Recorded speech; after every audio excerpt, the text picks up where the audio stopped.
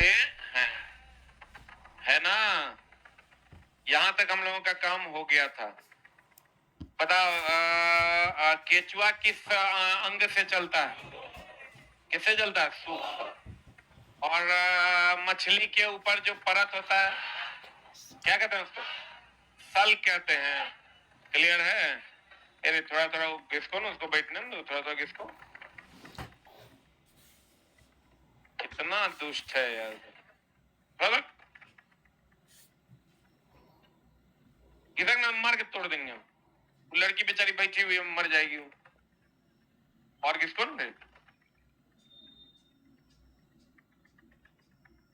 हाँ, अब देखो, यहां से हम लोग आज अपनी क्लास को आगे बढ़ाएंगे। गौर फरमाइएगा। कहते हैं केंद्रक के चारों ओर जेली जैसे पदार्थ को कोशिका द्रव कहते हैं। सही बात है। केंद्रक के चारों ओर जेली जैसे पदार्थ को क्या कहते हैं?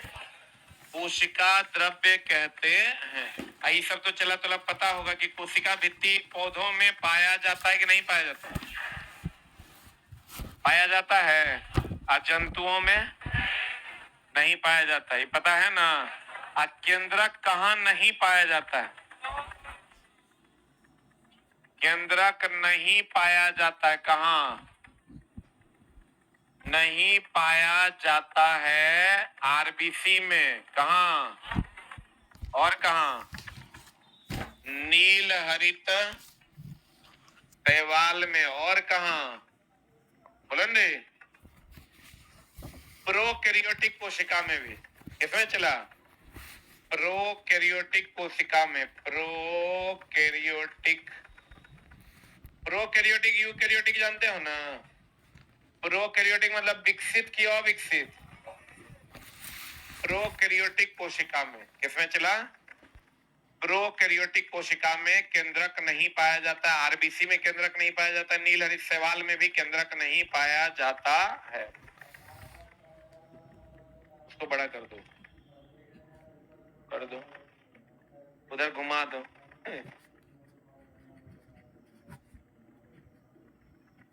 हो गया?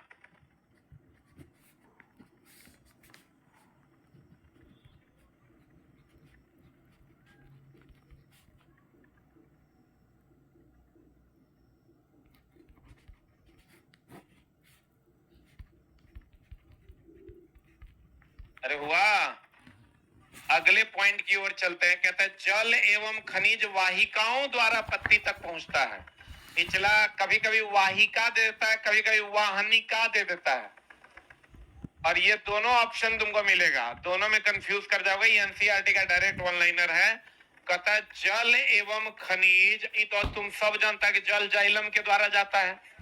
खनिज किसके द्वारा? फ्लोएम के द्वारा। कौन नहीं जानता है जग में? सब जानता है। लेकिन आप ये जानिए जल एवं खनिज वाहिकाओं द्वारा पत्ती तक पहुंचता है। वो जो जाइलम और फ्लोएम है उसको वाहिका कहते हैं, वाहनिका नहीं कहते हैं। क्या कहते हैं उसको? क्या कहते हैं उसको?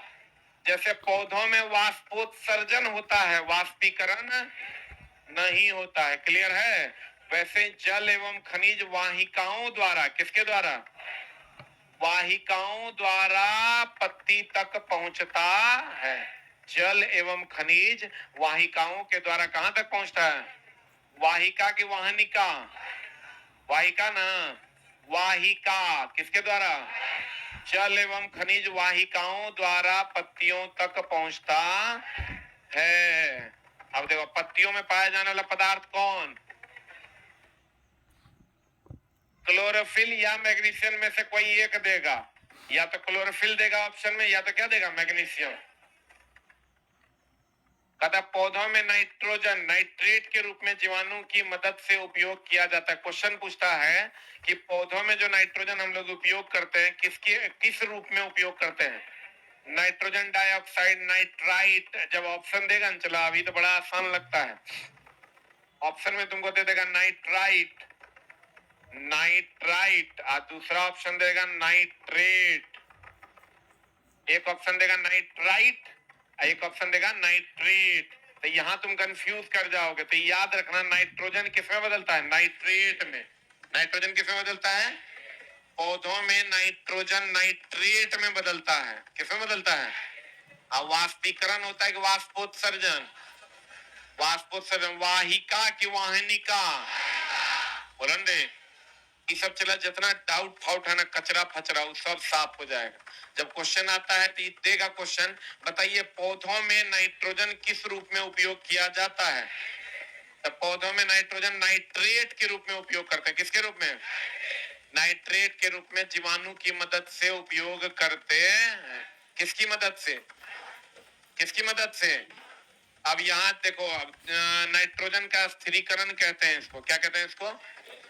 अब नाइट्रोजन का स्थिरीकरण दो प्रकार का होता है। एक होता है मिट्टी में, कहाँ होता है? मिट्टी में, एजेटोवेक्टर के द्वारा। और एक होता है दलहनी पौधों की गांठ में, राइजोबियम के द्वारा। ये जो अगर हम कहें इसको, अगर अलग लाइन हम कहें तो नाइट्रोजन का स्थिरीकरण दो प्रकार का। नाइट्रोजन का स्थिरीकरण कितने प्रकार का? नाइट्रोजन का स्थिरीकरण चला दो प्रकार का। दो प्रकार का, एक है एजेटोवेक्टर के द्वारा, एजेटोवेक्टर के द्वारा, और दूसरा किसके द्वारा? एजेटोवेक्टर के द्वारा। दूसरा किसके द्वारा? राइजोबियम के द्वारा। इसके द्वारा होता है दलहनी पौधों की, दलहनी पौधों की गांठ में। किसमें चला? गांठ में। इसमें एजेटोवेक्टर होता है किसमें? नाइट्रोजन का स्थिरीकरण करता है का किसमें? मिट्टी में। कहाँ करता है चला? तो मिट्टी में। बताओ मुक्त रूप से करेगा कि संयुक्त रूप से? ये मुक्त रूप से नाइट्रोजन का स्थिरीकरण करता है। एजेटोवेक्टर, राइजोबियम दोनों नाइट्रोजन का स्थिरीकरण करता है। एक चला कहां पर? मिट्टी में। और दूसरा कहां पर? दलहनी पौधों के गांठ में। एजेटोवेक्टर कहां पर? मिट्टी में, मुक्त रूप से। और राइजोबियम दलहनी पौधों की गांठ में। सही कि गलत? नाइट्रोजन का स्थिरीकरण जो हम लोग करते हैं तो नाइट्रोजन किसमें बदल जाता है? नाइट्रेट में कि नाइट्राइट में? नाइट्रेट में। किसमें? वाहिका की वाहिनिका, वाष्पोत्सर्जन की वाष्पीकरण। समझ में आ रहा है? तो बता, यहाँ कह रहा है एजेटोवेक्टर मिट्टी में, मुक्त रूप से। राइजोबियम दलहनी पौधों की गांठ में। जल्दी लिखना है दूल्हा, 1 घंटा से लिखता है। अभी यही है, मिट्टी डाल रहा है। हाथ नहीं चलने का रीजन है चला कि मोबाइल ज्यादा चलता है, हाथ कम चल रहा है। हो गया? आगे बढ़े। अब देखो, कहता कीट भक्षी पौधा। कौन पौधा चला? पीनस फ्लाई ट्रैप तथा सेंड्रियू घटपर्णी नाम से जाना जाता है। इसको चला घटपर्णी का नाम सुने हो ना? कीट भक्षी पादप जो होता है चला, कीट का भक्षण करके, कीट का भक्षण करता है और उससे किसकी प्राप्ति करता है? नाइट्रोजन की प्राप्ति करता है। क्वेश्चन कहेगा कि बताइए ये जो कीट भक्षी पौधा है कहाँ जन्म लेता है? जहां नाइट्रोजन की कमी होती है। तो नाइट्रोजन की कमी हो गया, चला वृद्धि के लिए नाइट्रोजन अनिवार्य है। वृद्धि के लिए क्या अनिवार्य है? वृद्धि के लिए नाइट्रोजन अनिवार्य है। तो कैसे नाइट्रोजन कैसे प्राप्त करेगा? तो कीट का भक्षण करता है और उससे नाइट्रोजन की क्या करता है? प्राप्ति करता है। और उसमें वीनस फ्लाई ट्रैप तथा सेंड्रियू घटपर्णी के नाम से जाना जाता है। अब सीधे समझिए, घटपर्णी पौधा वह पौधा है जो क्या करता है? कीटों का भक्षण करता है। किसका भक्षण करता है? कीटों का भक्षण करके नाइट्रोजन की प्राप्ति करता है। और यह वहां पैदा होता है जहां नाइट्रोजन की क्या होती है? कमी होती है। क्लियर है? बोलन रे। हाथे नहीं चलता है तो इतनी बढ़िया वाला पन्ना लेकर लिखो यार। अच्छा, रफ रफ ऐसे कर रहे हैं, लगता है डॉक्टर है तू। तो देखो चला, अब क्वेश्चन जब तुमको देगा ना तो देखो, कवक तुमको क्वेश्चन जब अभी तो सामने नहीं है, जब क्वेश्चन देगा कवक कवक प्राप्त होता है कहाँ? एगो दे देगा नमी, दूसरा दे देगा उष्ण, कुछ दे देगा नमी और उष्ण, कुछ दे देगा नमी और शुष्क। इस टाइप के क्वेश्चन देंगे तो तुम हमेशा ध्यान रखना, कवक में नमी का रहना तो अनिवार्य है। किसका रहना अनिवार्य है? और तुम देखना उष्ण और शुष्क में अंतर है। उष्ण का मतलब होता है चला जो अंदर से किसी पदार्थ से जो गर्मी निकलती है उसे उष्ण कहते हैं, और बाहरी वातावरण से जो गर्मी आती है उसको शुष्क कहते हैं। जैसे अभी जो मौसम है ये शुष्क है, कैसा है? कभी पुआल वगैरह गर्म कर दो, भूसी रख दो, और उसके अंदर जो गर्मी रहता है उसको कहते हैं उष्ण। क्या कहते हैं? तब कवक जो जनरेट करता है नमी तो रहबे करेगा, साथ में क्या रहेगा? उष्ण रहेगा कि शुष्क रहेगा? किसी को चला क्या कर देगा ना, ऑप्शन दे देगा कवक उत्पन्न होता है। एगो ऑप्शन दे देगा नम और उष्ण, नम और उष्ण, एगो दे देगा नम और शुष्क। एकरा में हो जाए तो कंफ्यूजन। तो कवक उत्पन्न होता है नम और उष्ण। उष्ण का मतलब जो किसी पदार्थ से गर्मी आती है तो उसको उष्ण कहते हैं, अब बाहर से गर्मी आती है उसको शुष्क कहते हैं। लेकिन एग्जाम हॉल में शुष्ण उष्ण हो जाएगा, उष्ण हो जाएगा, उष्ण शुष्ण हो जाएगा, पता नहीं चलेगा, कुष्ण कुष्ण हो जाएगा। देखो चला, अगर शुष्क की बात करें, किसकी बात करें? शुष्क का मतलब हुआ वातावरण की गर्मी, वातावरण की गर्मी। और अगर उष्ण की बात करोगे तो किसी पदार्थ की गर्मी। तो एगो बात बताओ, रुक रे, रुकना रे, किसी पदार्थ की गर्मी। हमको एगो बात बताओ, तुम देखना पुआल वगैरह के ढेर पे कवक जनरेट होता है? किसी पदार्थ के सड़ने से कवक जनरेट होता है कि गर्मी से कवक होता है? गर्मी से कवक होता है। इसका मतलब नमी तो होवे करेगा कवक के जनरेशन में, उष्ण होगा कि शुष्क होगा? क्योंकि यह किसी पदार्थ की गर्मी है। किसकी गर्मी है? जल्दी से लिख लो। जिला एनसीईआरटी में बल कैसे मात्रा न्यूटनो है, वो हम तुरंत नहीं दिए हैं। एनसीईआरटी में विद्युत धारा कैसे मात्रा एम्पियरो है, उत्तर हम नहीं दिए हैं। ये मानते हैं कि उत्तरा आता है, ठीक ना? 20 से 30% फैक्ट्स जो होंगे वो कुछ चीज है जो तुम जानता है, कुछ बहुत सारी चीजें हैं जो तुम नहीं जानता है, इसलिए उसको बढ़िया से देख लो। उसमें चला कवक दाद खाद खुजली दिनाई एक्जिमा कवक से होता है, ये तू ऑलरेडी जानता, तो नए है। अगर कहीं होगा तो उसके बदले हम तुमको अच्छा वाला चीज पढ़ा देंगे। 10-20 लाइन 50 लाइन को अगर छोड़ दिया जाए तो आपको जितना कंफ्यूजन वाला मामला है ना, बहुत सारे कंफ्यूजन की चीजें दिखाई देंगी। शुष्क की उष्ण, शुष्क की उष्ण, क्लियर है ना? अब देखो चला, जटिल खाद्य पदार्थ को सरल पदार्थ में परिवर्तित, ये वो चीज हमेशा ध्यान रखना।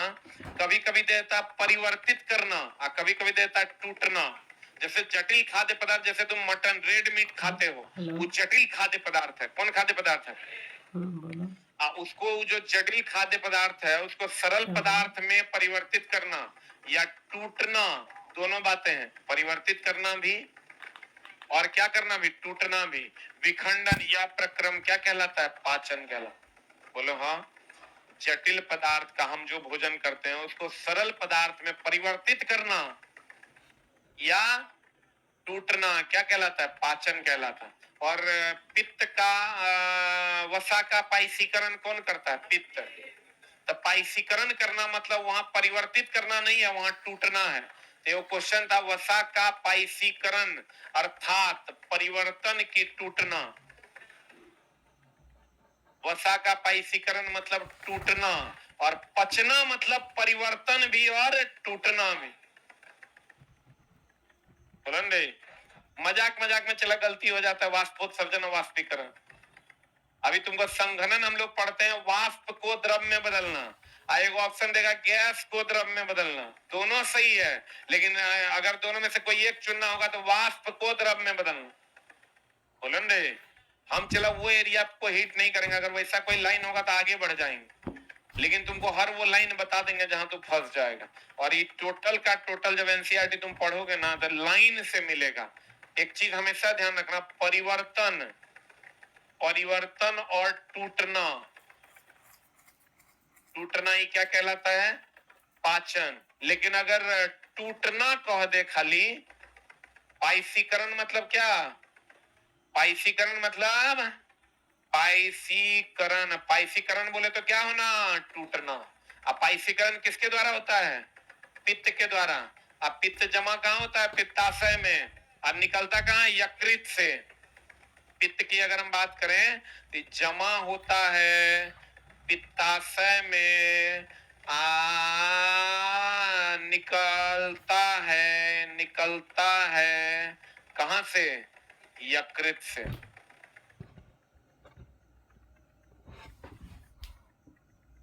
हो गया।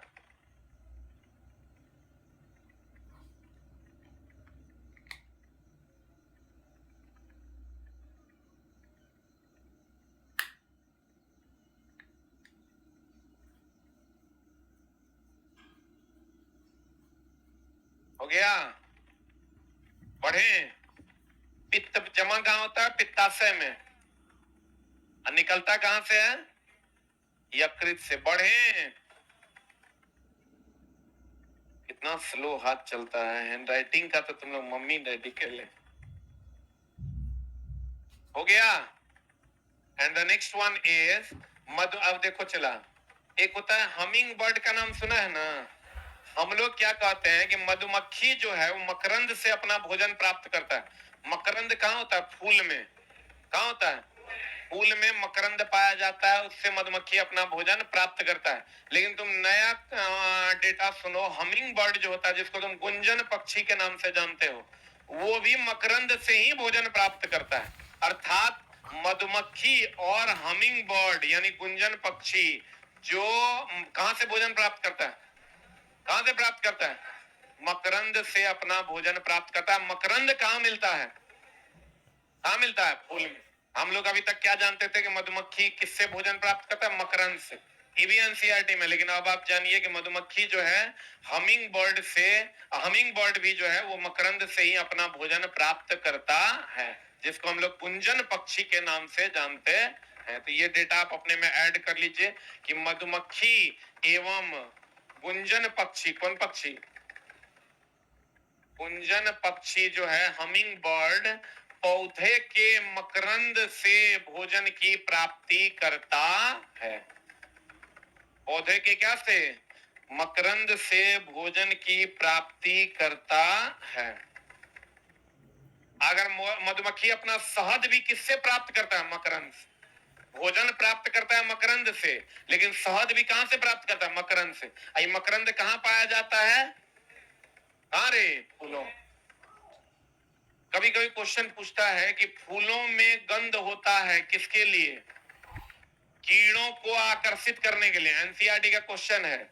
क्वेश्चन तुमको पूछेगा फूल में गंध का उपयोग क्या है, कीड़ों को क्या करना, आकर्षित करना। कीड़ों को क्या करना, चला आकर्षित करना। कीड़ों को क्या करना, आकर्षित करना। मधुमक्खी अपना शहद कहां से प्राप्त करता है, मकरंद से। कहां से प्राप्त करता है, मकरंद से। अब मधुमक्खी एवं हमिंग बर्ड, गुंजन पक्षी, कौन पक्षी चला, गुंजन पक्षी पौधे के मकरंद से भोजन की प्राप्ति करता है। अगर कह देगा भोजन प्राप्त करता है मकरंद से ही, अगर शहद बनाता है तब भी किससे, मकरंद से ही। और फूल के गंध का उपयोग, फूल अपने गंध का उपयोग करता है कीड़ों को आकर्षित करने। ये भी एनसीईआरटी का क्वेश्चन है। अगला कथा, स्टार फिश का नाम सुने हो ना।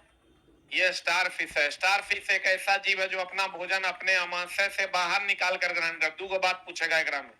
एक होता है स्टार फिश, क्या करते हैं, जैसे हम लोग भोजन लेते हैं ना, तो हम लोग क्या करते हैं, आमाशय में लेते हैं, आमाशय से छोटी आंत में जाता है, छोटी आंत से बड़ी आंत में जाता है, बड़ी आंत से नस होते हुए बाहर निकलता है। बोलो ने, हम लोग जो लेते हैं, चला हम लोग मनुष्य कैसे भोजन करता है, मनुष्य पहले लेता है मुख में। कहाँ लेता है, मुख से। कहाँ, ग्रसनी में। ग्रसनी से कहाँ, अमाशय में। अमाशय से कहाँ, अमाशय से लेता है छोटी आंत में, छोटी आंत से बड़ी आंत, बड़ी आंत होते हुए कहां से, एनस से बाहर निकलता है। बड़ी आंत होते हुए कहां से बाहर निकलता है, एनस से बाहर निकल जाता है। पाचन कहां शुरू हो जाता है, मुख में। पाचन कहां शुरू होता है, आप भोजन रस का अवशोषण छोटी आंत में, कहां, आप बड़ी आंत में पानी का अवशोषण, किसका अवशोषण, पानी का अवशोषण होता है। संपूर्ण पाचन कहां होता है, छोटी आंत में। अब क्वेश्चन है कि ऐसा दो बात तेरा पूछेगा, ऐसा कौन है जो पहले सड़ा कर अपना भोजन करता है, कवक। पहले सड़ाएगा और तब भोजन अवशोषित करेगा, क्योंकि कवक लिक्विड फॉर्म में भोजन अवशोषित करता है। तो तुम देखना, ब्रेड देख रहे हो, ब्रेड, ब्रेड में वो सड़ता है और तब समाप्त होता है, क्योंकि सड़ने के बाद कवक उस पर लगता है, लगने के बाद उसका भोजन उसको लिक्विड फॉर्म में ग्रहण करता है। नहीं देखता, ब्रेड बहुत दिन तक रह जाएगा, काला काला होगा। तो आपको दुए को बात पूछेगा, कौन सा ऐसा जीव है जो अमाशय में, जैसे हम लोग अभी अमाशय में भोजन ले लिए तो फिर चला उसको निकालते हैं 60 रुपए।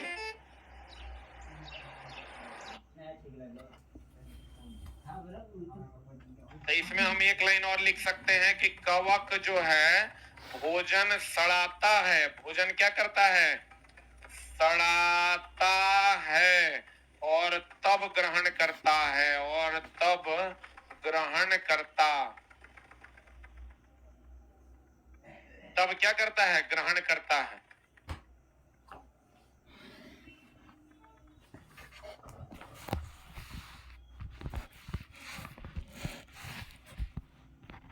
मुख से कवक भोजन को सड़ाता है और तब ग्रहण करता है, और स्टार फिश क्या करता है, महाशय में लेकर बाहर निकालता है, फिर भोजन को ग्रहण करता है। लाला रस नहीं, लार रस। लार रस मंड को शर्करा में परिवर्तित करता है। किसको किसमें करता है, मंड को शर्करा में परिवर्तित कर देता है। किसके द्वारा, एंजाइम के द्वारा। एमाइलेज का नाम सुने हो ना, किस एंजाइम के द्वारा, एमाइलेज एंजाइम के द्वारा। अब देखो, आज चला ऐसी कौन सी ग्रंथि है जहां से पसीना नहीं निकलता, होंठ।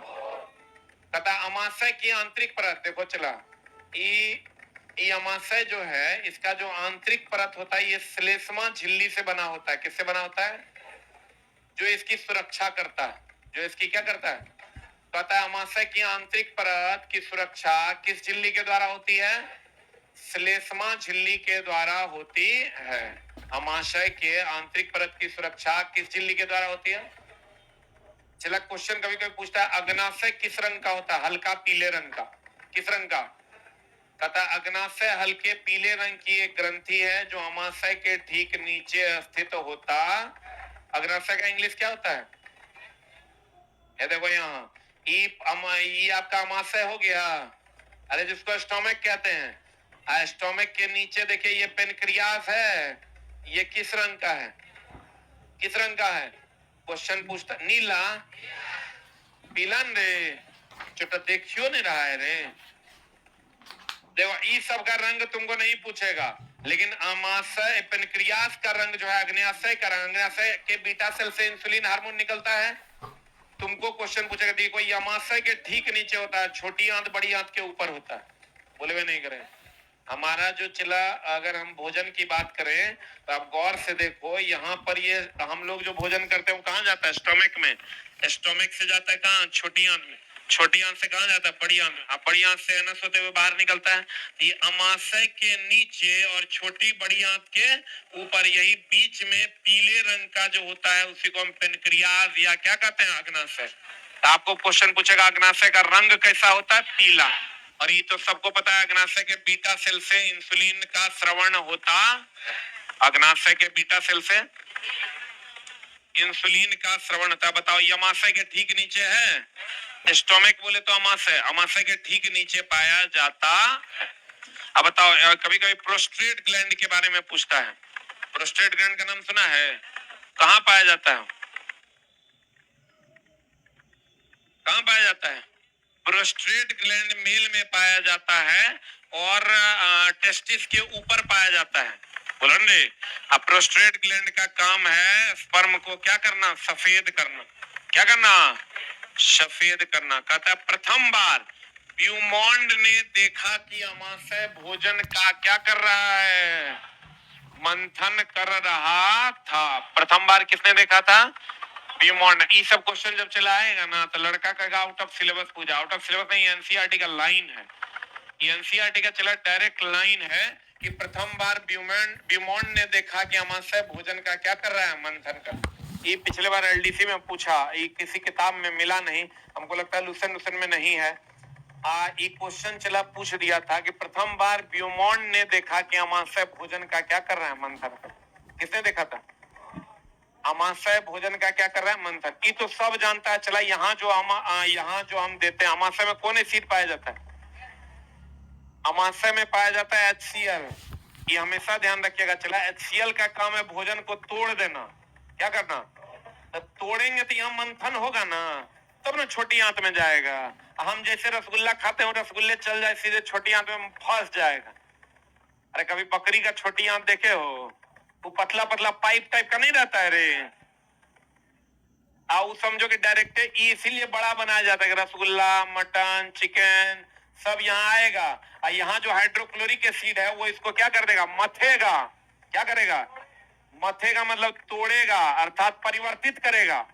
तोड़ेगा या परिवर्तित करेगा, तब ये जाएगा कहां पर, छोटी आंत में। और तब उसके जरूरी रसों को क्या कर लिया जाएगा, विल्ली के द्वारा अवशोषित कर लिया जाएगा। तब वहां से जाएगा वो बड़ी आंत में, बड़ी आंत में उसका पानी अवशोषित करके और सूखा सूखा फिर निकाल देगा। कहते हैं ये बात पहली बार किसने देखा था? ब्यूमॉन्ड ने। किसने देखा था? ब्यूमॉन्ड ने देखा था कि अमाशय भोजन का क्या कर रहा है, मंथन कर रहा है। ये जो सीधा हम ग्रसनी से अमाशय में लाते हैं, ये भोजन का क्या करता है, मंथन करता है। कभी कभी ये क्वेश्चन और पूछता है, एनसीईआरटी का ही है। जो हम लोग भोजन करते हैं वो मांसपेशियों के संकुचन के कारण हमारे अंदर तक जा पाता है। किसके कारण? संकुचन के कारण। कहता क्षुद्रांत। क्षुद्रांत मतलब छोटी आंत। ये देखो यही है चला क्षुद्रांत, छोटी आंत। छोटी आंत में ये देख रहे हो नली जैसी संरचना, उंगली जैसी संरचना। ये जो उंगली जैसी संरचना, इसी को विल्ली कहते हैं। क्या कहते हैं इसको? ये चला एक पाइप है, ये जो देख रहे हो ना, ये एक पाइप है। ये छोटी आंत का पाइप है। अच्छा चला बकरी उकरी कभी छोड़ो, रहने दो। बहुत लोग शाकाहारी लोग हैं। नहीं नहीं छोड़ो ना, ये तरह देखने का जरूरत है, पढ़ लो काम हो जाएगा। कहते हैं बहुत लोग तो करने लगते हैं। ये जो चला छोटी आंत है, इसमें ये विल्ली जैसी जो संरचना तुम देख रहे हो, इसको विल्ली कहते हैं। क्या कहते हैं इसको? ये भोजन रस का अवशोषण करता है। किसका अवशोषण करता है?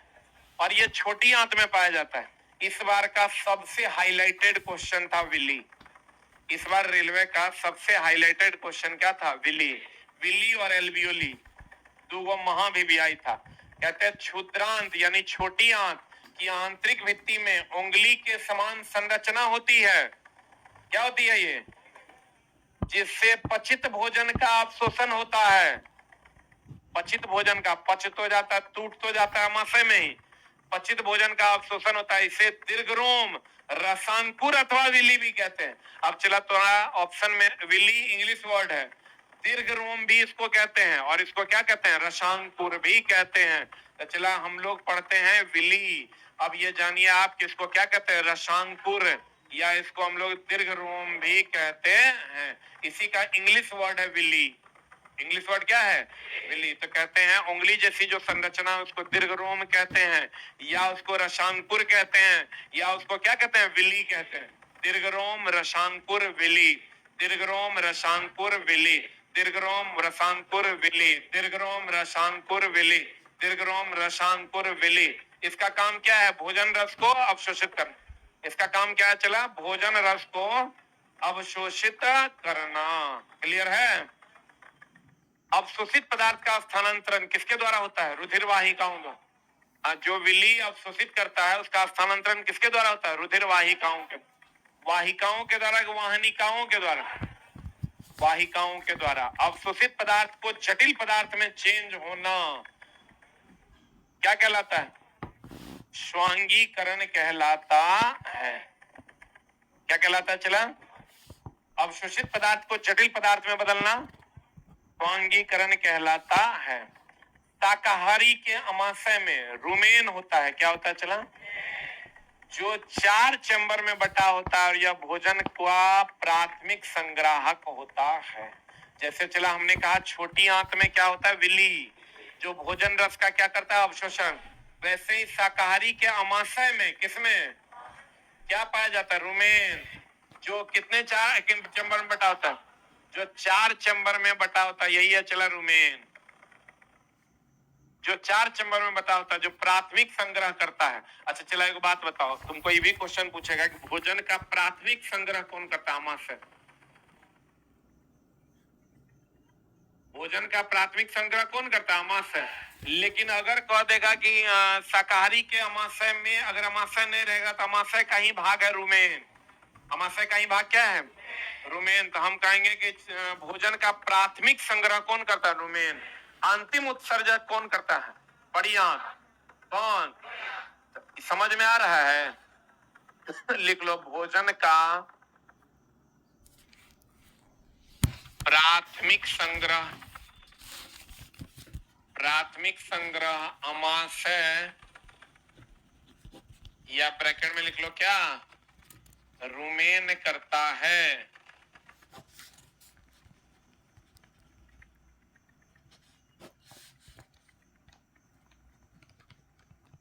ये क्लास 6:20 से स्टार्ट होती है। जब तक मेरा दिल करता है हम पढ़ा देते हैं।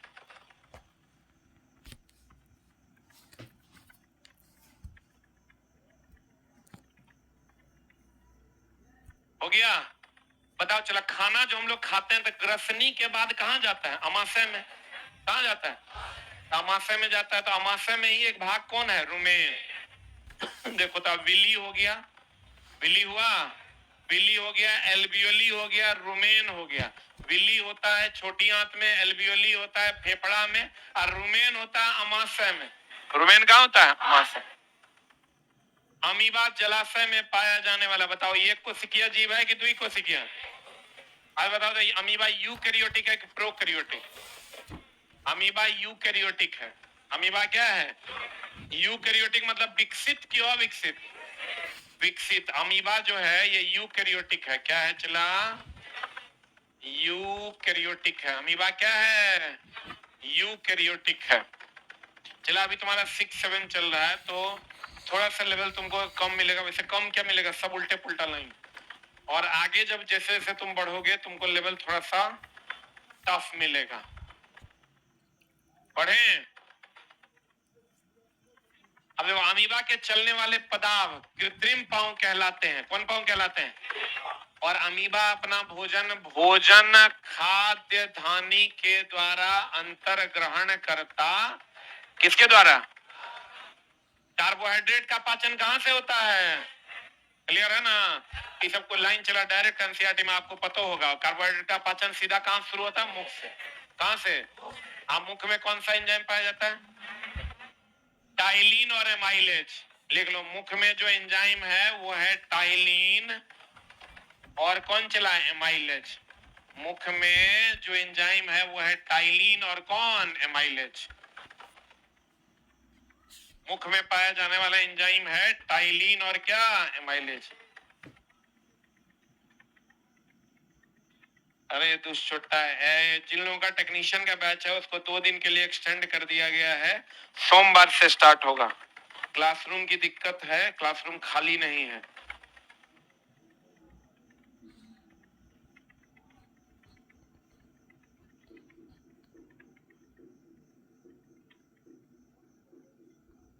हो गया? अगला कहता है प्रोटीन का पाचन कहां शुरू होता है? अमाशय से। वसा का पाचन छोटी आंत से। वसा का पाचन छोटी आंत से। एक और है, आप देखो चला यहाँ पर वसा का पाचन किससे होता है? छोटी आंत से। अब यहाँ आज ही हम पढ़ा रहे थे तो हमको वहां दिखा भी चला। देखो एनसीईआरटी में एक क्वेश्चन भी है। डॉक्टरी थर्मामीटर, डॉक्टरी थर्मामीटर किसमें नापता है? फ़ारेनहाइट में। फ़ारेनहाइट में भी नापता है, सेल्सियस में भी नापता है, लेकिन मुख्य रूप से किसमें नापता है? फ़ारेनहाइट।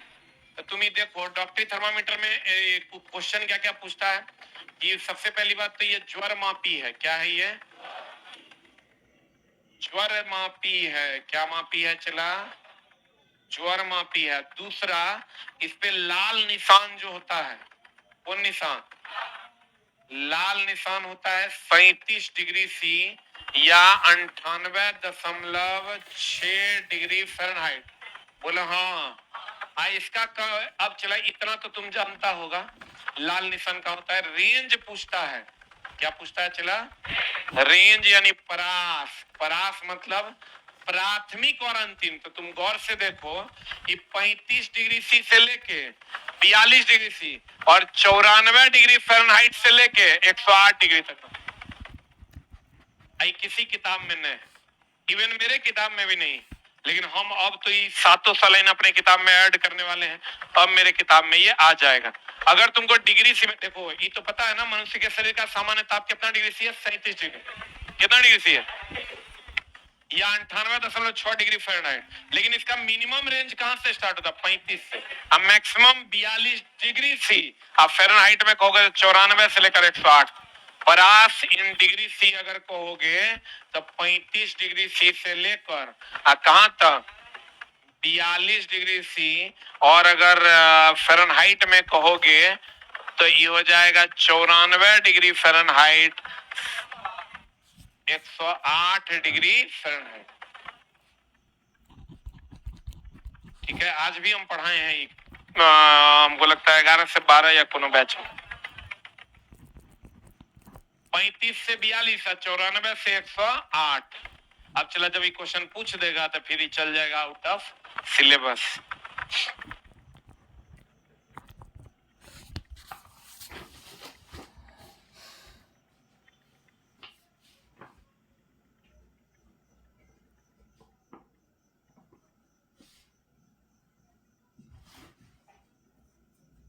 हो गया, अरे हुआ।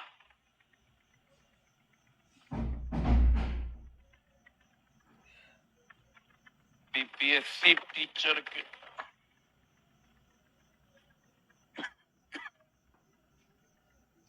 अभी चला, बीपीएससी टीचर का जो बैच दिए हैं, हम लोग भी बैच दिए तो बाद में ठगना पड़ा बच्चा।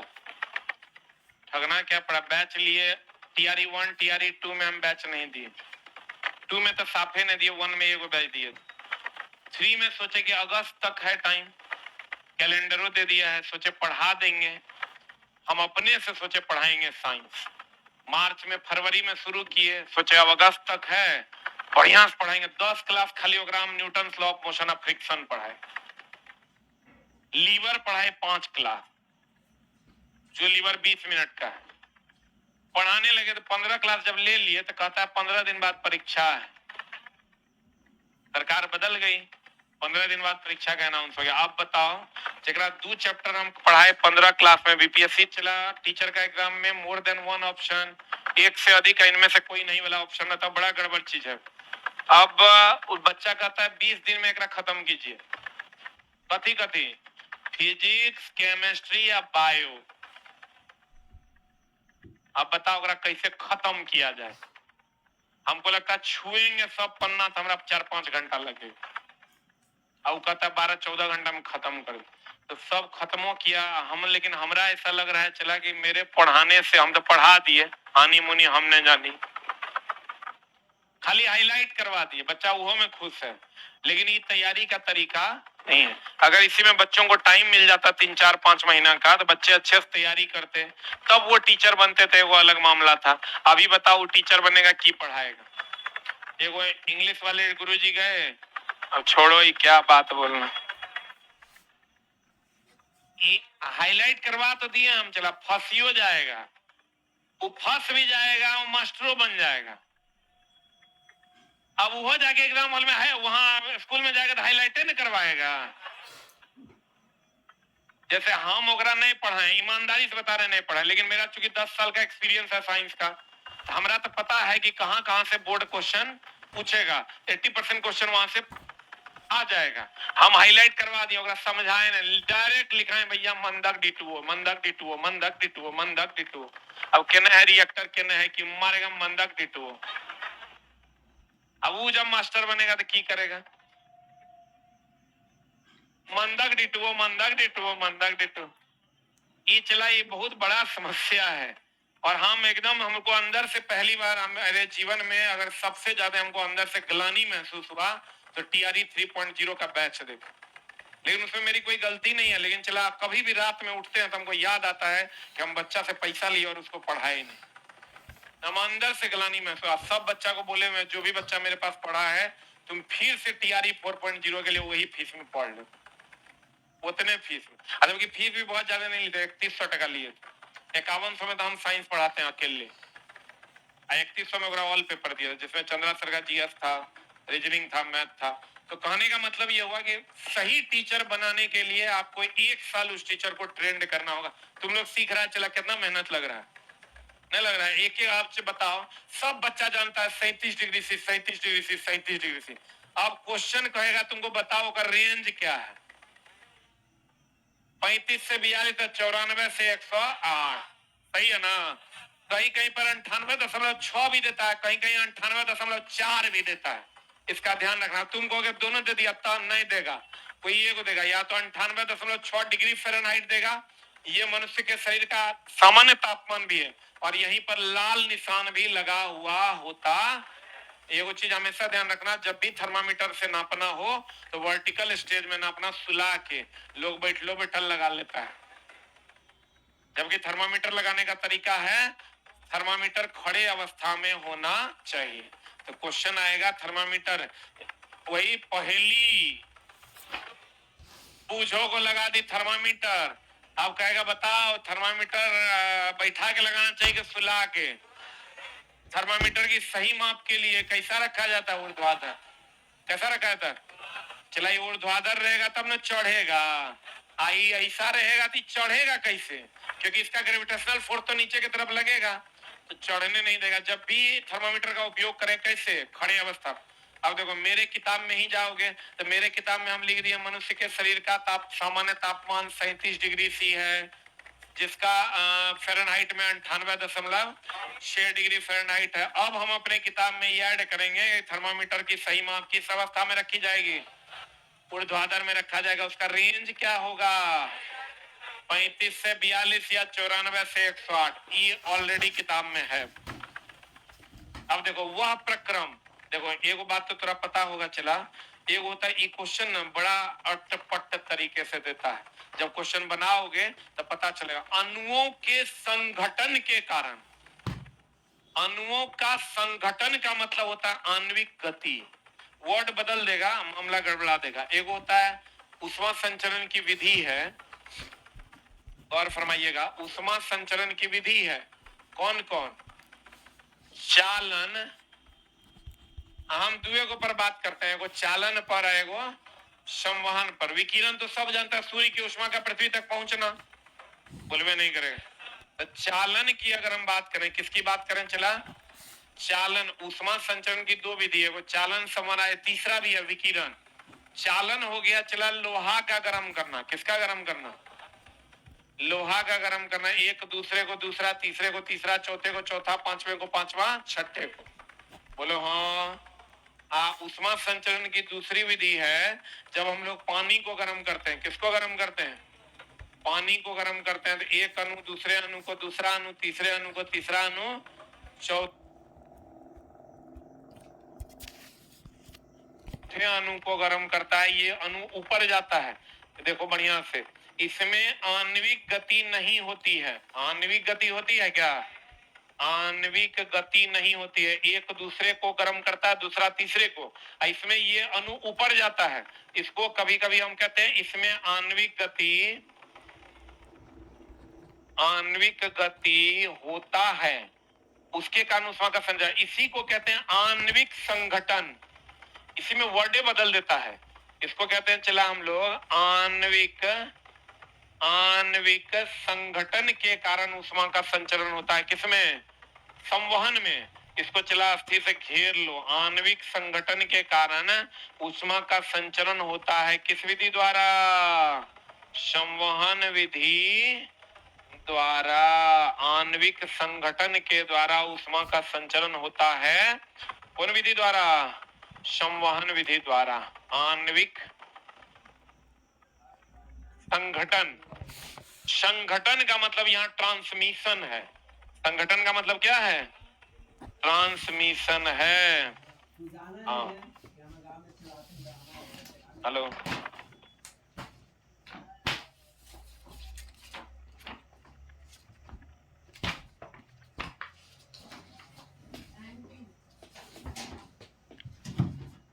हाँ हाँ,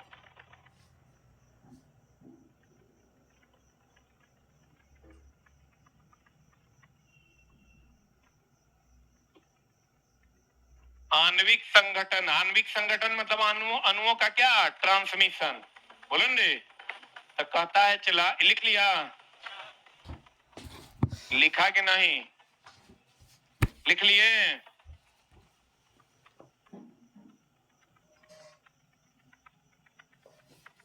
अरे लिखे। आणविक संगठन मतलब अणुओं का क्या? ट्रांसमिशन। कहता वह प्रक्रम जिसमें ऊष्मा किसी वस्तु के गर्म सिरे से ठंडे सिरे की ओर स्थानांतरित होता है, क्या कहलाता है? चालन। कहता है अणुओं के द्वारा ऊष्मा का स्थानांतरण चालन कहलाता है, तथा अणुओं की गति के कारण ऊष्मा का स्थानांतरण क्या कहलाता है? क्या कहलाता है? संवहन। इसी को, अणुओं की गति को आणविक संघटन या आणविक ट्रांसमिशन कहते हैं। आणविक ट्रांसमिशन चालन की संवहन क्या? संवहन कहलाता है। एसिड शब्द की उत्पत्ति लैटिन शब्द कहां से हुआ है? एसिड से हुआ है। और कभी कभी चला ये जो देता है ना, पीएच का नाम सुने हो? पीएच में पी का मतलब होता है पोटेंज, लिख लो। पोटेंज है, एच बोले तो हाइड्रोजन, इसको हम लोग पोटेंज ऑफ हाइड्रोजन कहते हैं। क्या कहते हैं इसको? पोटेंज ऑफ हाइड्रोजन कहते हैं। पीएच बोले तो पोटेंज ऑफ हाइड्रोजन।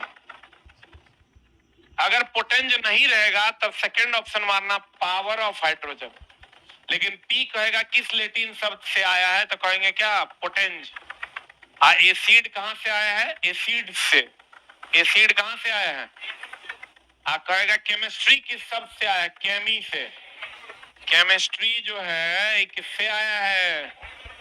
केमी नाम की मिट्टी से आया है। किससे आया है? कहां से? मिस्र से। कहां से? मिस्र से आया है। अब कहता है चला हल्दी। अब चला ध्यान देना, जो अम्ल क्षार सूचक दो प्रकार का, एक प्राकृतिक और एक कृत्रिम। तुमको खूब मिलेगा इसका क्वेश्चन। अम्ल क्षार सूचक दो प्रकार का, एक प्राकृतिक एगो कृत्रिम। प्राकृतिक में बताओ, हल्दी प्राकृतिक है कि कृत्रिम है? मिथाइल ऑरेंज तो कृत्रिम है। फिनोप्थिलीन क्या है? कृत्रिम है। पंखुड़ी होता है, चला पिटुनिया का पंखुड़ी नाम सुना है? गोभी का पत्ता, ये सब क्या है? प्राकृतिक है। प्राकृतिक जो प्रकृति में मिलता है उसमें देखो कौन कौन है? हल्दी, लिटमस, गुड़हल की पंखुड़ियां, ये क्या है? प्राकृतिक सूचक है। मिथाइल ऑरेंज, फिनोप्थिलीन, ये कृत्रिम सूचक है। क्या है ये? मिथाइल ऑरेंज और फिनोप्थिलीन क्या है? कृत्रिम सूचक। चलन नामों से नहीं लग रहा है। मिथाइल ऑरेंज, फिनोप्थिलीन, ये प्रकृति में पाया जाता है क्या? ये तो हल्दी प्राकृतिक है। कोई भी पिटुनिया का पंखुड़ी, इसी में देगा पिटुनिया का पंखुड़ी, इसको भी लिख लो, पिटुनिया का, पिटुनिया का पंखुड़ी। पिटुनिया का क्या? पंखुड़ी। ये क्या है? प्राकृतिक की कृत्रिम? अब मिथाइल ऑरेंज और फिनोप्थिलीन क्या है? कृत्रिम। मिथाइल ऑरेंज और कृत्रिम, फिनोप्थिलीन क्या है? कृत्रिम। अब देखो कहता लिटमस पत्र की प्राप्ति कहां से मिलती है? लाइकेन। लाइकेन का रंग कैसा? इस सबको पता होगा। लाइकेन का रंग कैसा? बैंगनी। लाइकेन शैवाल और कवक का क्या है? मिश्रण है। लाइकेन शैवाल और कवक का क्या है? चला मिश्रण है। लाइकेन का रंग कैसा होता है? बैंगनी। तो देखो शैवाल और कवक की प्राकृतिक है कि कृत्रिम है? अरे बोलन दे, और लड़का को पूछेगा लिटमस पत्र क्या है, तू समझता पेपर है। लिटमस पत्र जो है वो लड़का पूछता है क्या है, पेपर है। लिटमस पत्र भी पेपर के रूप में भी पाया जाता है चला, लेकिन ये शैवाल और कवक का क्या है, मिश्रण है। और इसका रंग कैसा होता है, बैगनी। प्राकृतिक है कि कृत्रिम है। अब कहता है मिथाइल ऑरेंज अम्ल को लाल तथा क्षार को क्या करता है, पीला। मिथाइल ऑरेंज अम्ल को क्या करेगा, क्षार को क्या करेगा, पीला।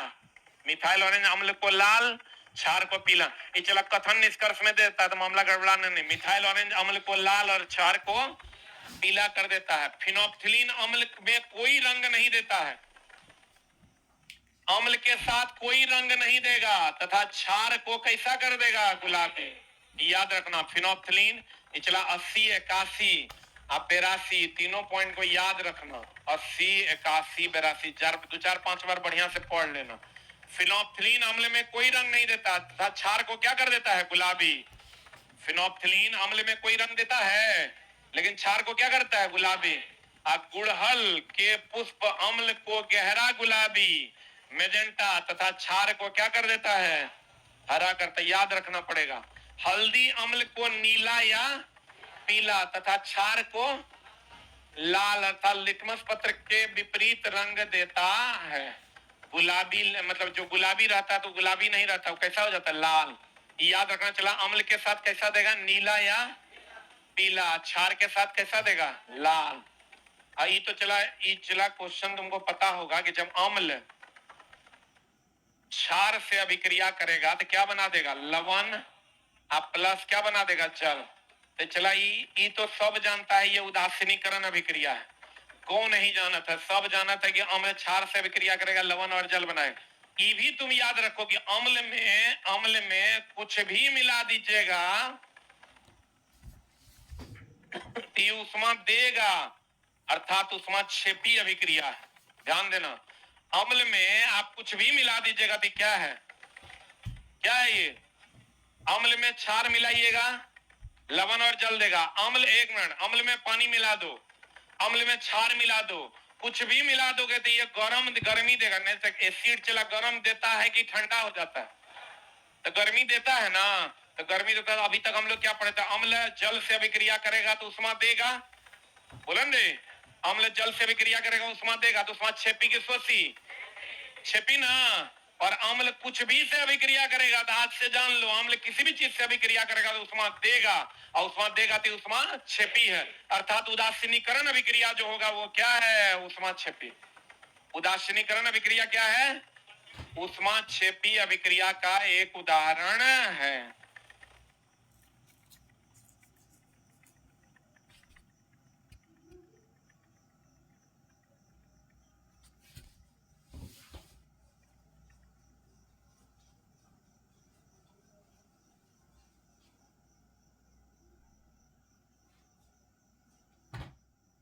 हो गया। अम्ल जल से अभिक्रिया करेगा तो उष्मा देगा, चूना जल से अभिक्रिया करेगा उष्मा देगा, सीमेंट जल से अभिक्रिया करेगा उष्मा देगा, अम्ल किसी से भी अभिक्रिया करेगा उष्मा देगा। इसलिए अम्ल क्षार से अभिक्रिया करेगा उष्मा देगा, और क्या बना देगा, लवण और जल। क्या बना देगा, लवण और जल बना देगा। केलामाइन का नाम सुने हैं, जिसमें क्या रहता है, जिंक कार्बोनेट। केलामाइन में क्या रहता है, जिंक कार्बोनेट। कहता वह परिवर्तन जिसमें नए पदार्थ का निर्माण होता है तथा उसे पुनः मूल घटकों में नहीं लाया जा सकता है। कौन परिवर्तन, जैसे चला ई खाली क्या किया है, शब्द की मर्यादा को बदल दिया है। हम लोग क्या पढ़ते हैं, जो एक बार बदल गया अब फिर से वो पदार्थ ना मिलेगा, उसे रासायनिक परिवर्तन। यहाँ कह रहा है एक बार जो बदल गया फिर से मूल घटक नहीं मिलेगा। मूल घटक मतलब प्राथमिक वस्तु। लाइन वही है, खाली पूछने का अंदाज बदल गया कि ये परिवर्तन जिसमें नए पदार्थ का निर्माण होता है तथा उसे मूल घटक यानी पुराने पदार्थ में नहीं लाया जा सकता। कौन परिवर्तन, रासायनिक परिवर्तन। ये सबको पता होगा। तो नए पदार्थ मतलब हो गया प्रोडक्ट, और मूल पदार्थ मतलब हो गया रिएक्टेंट। जैसे अगर H2O2 से अभिक्रिया करेगा, अगर H2O2 से अभिक्रिया करेगा तो बना देगा क्या, H2O। तो ई हो गया चला क्या, मूल पदार्थ। ये क्या हो गया चला, ये हो गया मूल पदार्थ। क्या हो गया, ये मूल पदार्थ।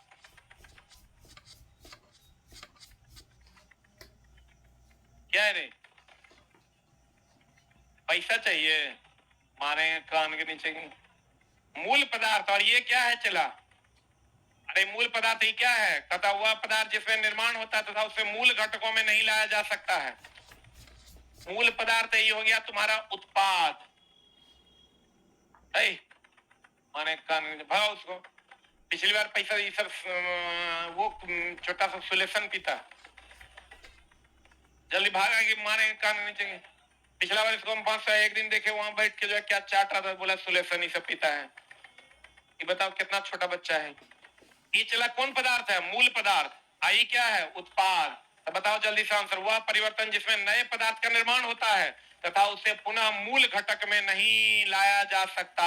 उत्पाद को हम लोग नए पदार्थ कह सकते हैं। उत्पाद को हम लोग क्या कहते हैं? नए पदार्थ। इसको क्या कहते हैं? मूल पदार्थ। हम लोग कहते हैं वह परिवर्तन जिसमें परिवर्तन होने के बाद फिर से ना मिले। तो आप कहेंगे वह परिवर्तन जिसमें मूल पदार्थ परिवर्तित होकर नए पदार्थ बनते हैं और नए पदार्थ फिर से मूल पदार्थ ना बने, ऐसे परिवर्तन को रासायनिक परिवर्तन कहते हैं। और यही भौतिक परिवर्तन में कहेंगे वैसा परिवर्तन जिसमें मूल पदार्थ नए पदार्थ में परिवर्तित होता है और नया पदार्थ फिर मूल पदार्थ बन जाता है। यह परिवर्तन कौन परिवर्तन कहलाता है? भौतिक परिवर्तन कहलाता है। सही कि गलत? जंग लगना हम लोग कहते हैं ऑक्सीजन और जल की उपस्थिति में। अब लेकिन जानिए जलवाष्प की भी उपस्थिति में। बोलो ने, जंग लगना ऑक्सीजन प्लस जल अर्थात जलवाष्प। तो जलवाष्प का मतलब ऑक्सीजन प्लस जल हो गया रे चला। बोलो ने, ऑक्सीजन प्लस जल अर्थात जलवाष्प दोनों की आवश्यकता होती है। जलवाष्प का मतलब लिख लो ऑक्सीजन प्लस क्या? जल। अच्छा बताओ चला, समुद्र के पानी में ज्यादा जंग लगेगा कौन? छोटा लवण युक्त जंग लगने के प्रक्रम की दर को क्या करता? बढ़ा देता है। अच्छा हमको एक बात बताओ एकदम सिंपल सा। हम लोग नहीं कहते नमक डाल दोगे तो हड्डियों गल जाएगा। तो नमक जो होता है क्षारीय होता है और क्षार होता है तो वो तेजी से अभिक्रिया करता है। और लवण युक्त पानी में अगर तुम डालोगे तो जंग लगने के प्रक्रम की दर को क्या कर देगा? बढ़ा दे। तो जल्दी जल्दी जंग लगेगा कि धीरे धीरे? लवण युक्त जल में जंग लगने के प्रक्रम की दर क्या होती है? अधिक होती है। किसके कारण? लवण के कारण। किसके कारण? लवण के कारण। इसका मतलब लवण लोहा से जल्दी अभिक्रिया करेगा। लवण लोहा से जल्दी अभिक्रिया करेगा। जंग लगेगा ऑक्सीजन और किसकी उपस्थिति? जल। लेकिन आप जानिए जल के जगह पर कभी कभी क्या दे देगा? जलवाष्प दे देगा। ई तो चला, यहां से हम लोग बात करेंगे अगली कक्षा में। यहां तक क्लियर है?